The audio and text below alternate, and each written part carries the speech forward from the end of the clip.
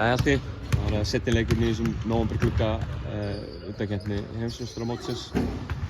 Sárt tap á föstudagskvöldið en það annar leikur á morgun á móti Úkraínu.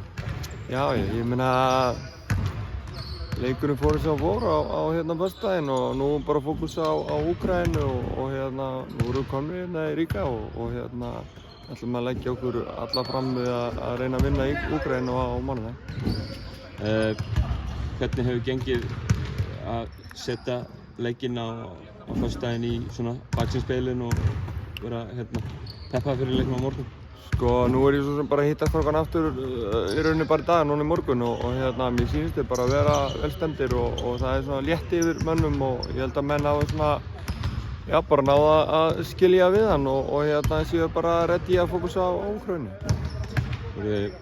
Þið þjálfarateymið Úkraínuliðið sem mæti á morgun er svona einhver leyti ólíkt liðinu sem þið unnuð heima í Ólafshall.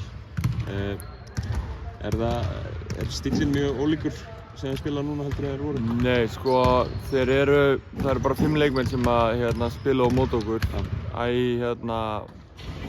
sem voru að spila á móti Hollandi. Ég sá svo sem 2 af þeim sem voru á bekknum með þeim á móti Hollandi, þannig að það getur vel verið að þeir bæti við en að þeir verið 7 af þeim sem voru á móti okkur.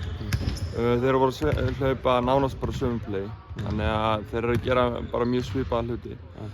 Og ég gerir ráð fyrir að þeir pánda okkur inn í teginn bara nákvæmlega saman eins og þeir gerðu á móti okkur heima, þannig að við þurfum bara að vera tilbúinir í það. Einhverjar breytingar á hóp Íslands, Haukur Helgi að sjálfsögðu meiðist á upphafsmínútum leiksins á móti Georgíu. Sjá fyrir ykkur að bæta einhverju við í hópinn, leikonahópinn?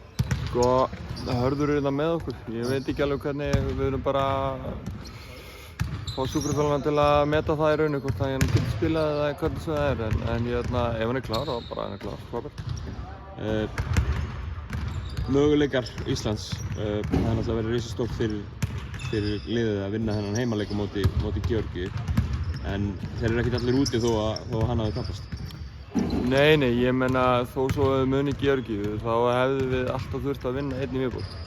Þannig að við erum svo sem bara í sama pakka. Nú þurfum við bara að vinna Úkraínu og vinna sem Georgíu úti. Þá erum við nokkuð pottitir áfram. Gott að hafa ég meina að vera svona eigin að hafa þetta ennþá í stjórnum í höndum sínum.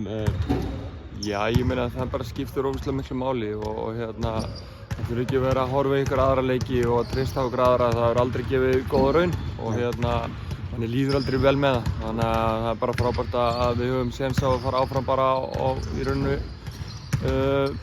Við höfum það bara undir kontról bara sjálfur. Mest ekki. Gangi þér vel.